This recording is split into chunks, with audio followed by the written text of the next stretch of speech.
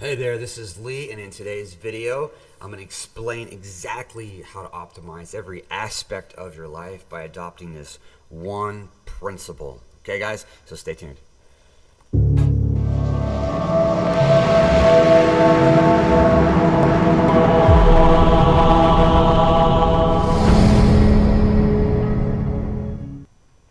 All right, guys, we're going to dive right in. And, if you don't have 5 minutes to watch this video, then by all means, go watch another Beyonce video or whatever you had in mind.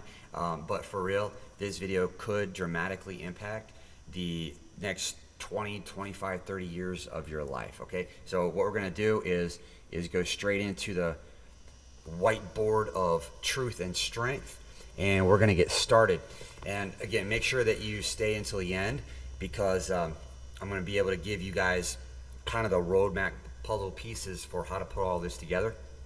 And then in addition to that, make sure that you subscribe to the channel, because I'll be able to target those of you that do that and be able to send you guys free trainings, extra materials and stuff that literally can save you years upon years of trial and error. All right, so for today, we're going to go ahead and get started immediately here. And there's this one principle that has paid huge dividends for me, for training, for students, for the facility that we run, the online program, everything. And here's the one principle, okay? So what typically happens is, as people go through their life, all right, so they're born, okay, so that's stage one, right? And then you start learning how to walk. This is stage two, okay? And then in this mix here, there's learning how to speak, and there's communication, okay? So in terms of the 4 areas of life, of course, we know that there's mind, body, relationships, and resources. All right, mind,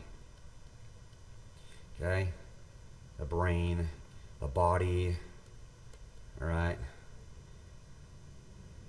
and then relationships, and this is the human beings coming together, okay, and then your resources. So this is actually a measurement of the value exchanged between individuals, okay? So your resources. So like the time that you give other people, the money that you give other people, the gifts or the objects, the goods that you give other people, the service that you give. So the resources is the exchange of that value. So all of these are related. So, the first couple of years we're learning how to speak, how to communicate, how to walk, all those things, all right?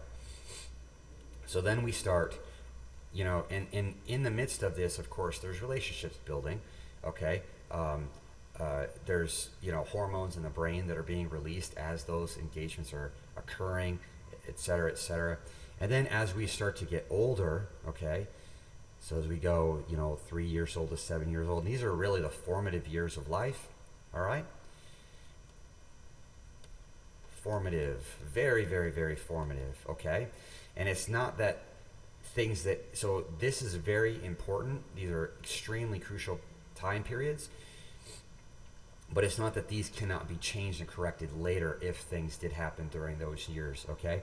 Then we go, 8 and plus, and then we get into what society has determined as 18 and plus, okay? And this is where the complexity, so back here is very simple. Very simple. It's really just, I need to eat, okay? I'm going to cry to get that food, and then I'm going to start moving around so that I can start interacting with the world on my own terms and having that freedom, which is the ultimate goal for really any human being. If you break any sort of goal down, whether you're trying to lose weight or trying to learn how to be a personal trainer or work with students, or you're a student yourself and you're trying to learn skills, or getting a job or doing well in school, whatever it is, any of those goals is a potential path to freedom, all right? So that's what we're looking at over here, okay? Freedom. That is the goal over there, okay? So it's very, very, very simple. Now, we start doing these rudimentary activities, and then as we get older, okay, and we start relating to other people, other people, other things, distractions. Okay, all these things, they're supposed to be on this dotted line towards freedom, physically, mentally, relationally, and with our resources, so that we can move through this world with freedom. Okay, where we can interact, so there's positivity. It's not a cliche to make the world a better place. That is the goal. All right, and there's the need for freedom to be able to do that. But then all these distractions, drama, fights, all these things start coming in. How we attend to those things, okay? So that maybe you have your own room as a kid, all right? And maybe you start learning how to cook for yourself, okay? Or maybe you start making a little money. Maybe you have a lemonade stand. Maybe you start cutting grass. Maybe you start getting a job, right? And then you start earning money, okay? So that you can further start to build. And then all of these other things in the world, they start looking at, oh, okay, you got resources, all right. So then what can I do? I want some of your time. I want some of your love, right? I want some of your affection, okay? All these things start bombarding the person. Now, in a system, and I use lots of systems with our business, with our students, everything has a system so that we can achieve results effectively and quickly, so that there's not, one of my pet peeves is people being, like kids, especially whenever they go to take lessons from someplace, and then they're stuck on cartwheels for years, and they're relatively strong and healthy and everything, but they just haven't been instructed, and it just, there's no system, and that's kind of where they are. Or like an adult or somebody that's going to a training facility, and maybe they're working with a personal trainer, and then they get kind of handed off to a different trainer, and then they go try a program or whatever. There's no system to really attain the goal, and so then they get stuck. And so that's kind of a pet peeve of mine. But the system, okay, so I'll just draw these gears over here, all right? So how one piece relates to another, okay, is a system, okay? And it should be working towards that goal, which is freedom, okay? Now, back here, the system was very simple. We're learning how to talk, we're learning how to walk, and we're eating, okay? And we're learning how to just start working towards freedom. So then as we get older, that system, okay, starts to get more complex. Now, here's the issue.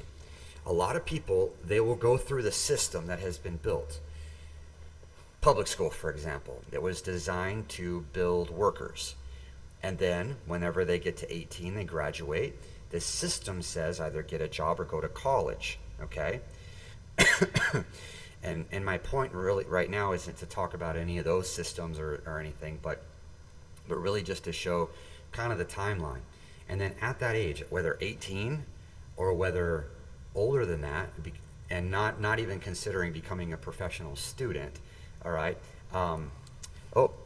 Looks like so the goal, I just noticed this on the screen. I want to make sure that's visible. So freedom. So that's the goal, okay? So when a person is moving through that system, then either at 18, if they're following through on that system, they get a job, or they go to a trade school and get a job, or they go to college, and then at the other end they get a job. And very few and far between is the entrepreneur, and we'll talk about this in a different video, but personality types, and there's a whole bunch of things in terms of how to do your physical training too, according to your personality type, that we'll discuss later. But a lot of people, that's where it stops. And so in a lot of ways, like all learning, like a person can learn for the rest of their life. A person can become stronger for the rest of their life. Working with the people regularly in their 40s and 50s, I see that there is a lot more potential, but the system stops at certain points. And so then all of a sudden, okay, like I'm on my own, all right, and you almost have to be an entrepreneur about your own learning. Okay, I'm going to read a book a week and be disciplined about that. Okay, I'm going to continue learning. I'm going to continue growing. Okay, but oftentimes they'll end up just sort of staying in the same job for 20 or 30 years. okay? And really, there can be growth through that time, all right? So then, back to the system, all right? So there's those sticking points there where if you're following a pre-designed program for your whole life, then it's easy to just kind of get stuck in that spot. And then like TV shows and media and all that, that'll keep you glued there, okay? Now, when we go into this whole learning process here and growing and everything, it becomes more and more and more complex. And you can see, like, just on this little diagram, it's getting more and more complex as I go down to the bottom right. Okay, so let's do this. I'm going to erase all this. All right, and then I'm going to show you how to optimize that, because what's happening is, you know, we had that simple, and then we have the freedom.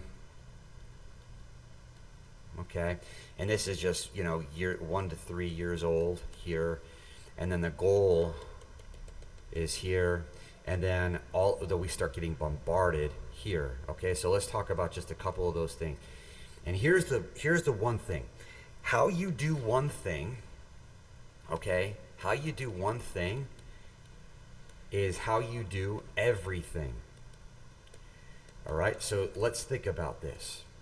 So it's not often that people are literally, you know, taught how to do, for example, you know, maybe it's just something simple like making their bed or something. All right, so let's start breaking this down. So as a person gets older, they get more responsibilities, and this system becomes more complex. Okay, so let's start with the easy stuff, just like making the bed, cleaning the room, where you put your receipts after you purchase something. All right, the cleanliness of the vehicle. All right, how you keep your car. Let's say you go and grab a bite to eat really quick, and you know, just time is of the essence, right? And you just have to get fast food. Okay, where do the wrappers go? All right, where all of the receipts, okay, for all of this stuff, you know, how is that organized? All right, getting your food for the day, okay, cooking, that's just what it can be boiled down to, cleaning, and communications. All right, and so, you know, think about this, you guys, think about this, like, how many of these things do you actually like doing? All right, maybe you do, maybe you like making your bed, maybe you don't, maybe you like cleaning your room, maybe you don't. Maybe you like cleaning your house. Maybe you don't. Okay? Maybe you like organizing receipts. Maybe you don't. But I can guarantee you that some of these things here are stressors. All right? And it will decrease the quality of life. Okay? Just because, like, we all have strengths and weaknesses. And there are things that you do very well. It's very easy. Maybe it's talking to people. Or maybe you're introverted, and talking on the phone is very difficult for you. Okay? There will be stressors throughout the day. Okay? And as all of these add up, that drains your power meter. Okay? And so not only is it becoming more complex up here, okay, in a system, what causes a system to break down is entropy. All right? So complexity increases entropy. So every time that there's a transition through part, like, think about this, like whenever I was a teacher, and, you know, imagine like you were going to school, and you're, you know, back in the day, you're a student or going to college, whatever. As a teacher, when going through in education and learning how all of that works and everything, one of the big things was managing the transitions. So every time the bell rang, that was a transition. Every time you walked into a new room, that was a transition. How many fights break out in the hallway because of that complexity, right? So there's that increase of complexity, then energy goes outside of the system, and then there's a breakdown, okay? So then, like, switching books, turning your brain away from, you know, I love doing art, like that was my main thing. And so having to go from art, you know, and working on a project for 2 hours straight, to then going into economics. Boom, like shift the gears. So that complexity causes entropy, and there's a little bit of a breakdown, and then you have to build back up, okay?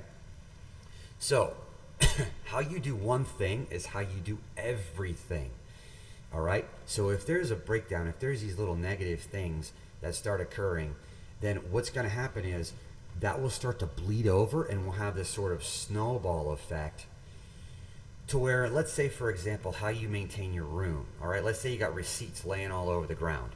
You know, receipts here, crumpled up paper there, maybe a sock hanging out of the drawer there, right? How you keep your room, how you keep those things will then start to bleed over into, okay, if you start running down through the day, let's say you're doing your job, right? That is going to start bleeding over into that. Just how you do those things is going to start to affect how you do other things, okay? So let's say like food. Like if let's say that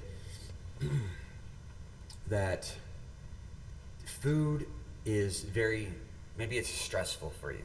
Maybe there's anxiety about like what to eat, when to eat, like there's, you know, weight loss issues and stuff like that, okay? And so if you're not doing food prep, all right, let's say it's food prep, right? I do all my food prep on a single day, or I'll fast for a week and I won't do any food prepping, and I'm just fasting from that systematic work. But let's say that you don't food prep. So then it's taking up hours going out to eat, or driving through, or cooking here and there, and there's no sort of system. There's no structure to how that works. So then that's going to affect, all right, like maybe a person is late then, going to pick somebody up, more stress.